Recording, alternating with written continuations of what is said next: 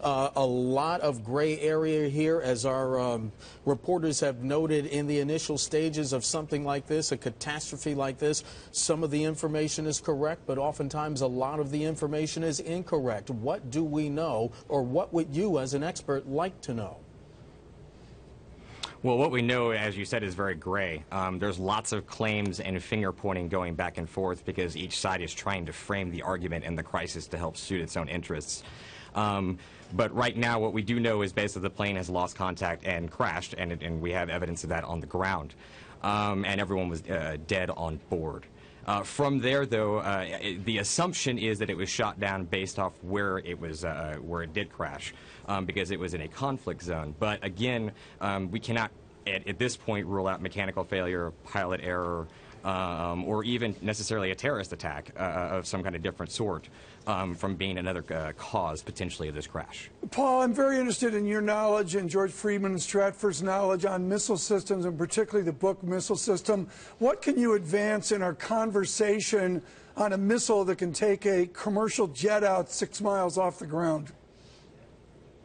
Well, I think as one of the commentators earlier pointed out, this is very easy for many missile systems in the sense of these surface-to-air missile systems.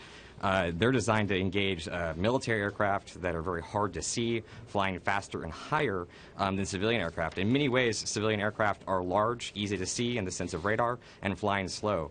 As for the SA-17 specifically, that's the Ukrainian side claiming that system, partly because the specific system they're claiming, that particular variant of the SA-17, they do not operate.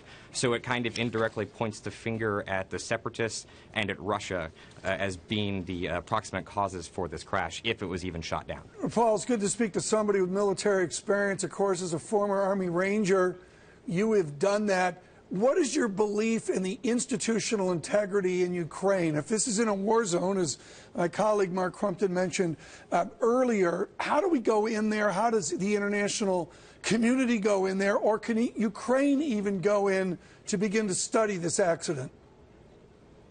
Well, it's important to note that the plane has crashed in predominantly rebel-held territory. So going in there is going to require a certain amount of military force, or at least security, to establish this. And honestly, we're already losing time. Most investigators like to be on site as quickly as possible, working the scene without any contamination of the scene, if you will.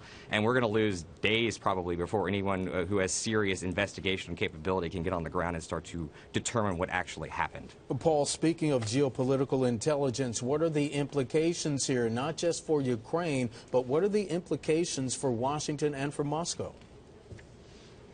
Well, if you look at this in this broader context of East versus West, and more specifically with Russia and U.S. really colliding heads over Ukraine, if you can kind of label fault to if the plane had been shot down and you can determine who did that, then a lot more international pressure can be brought to bear.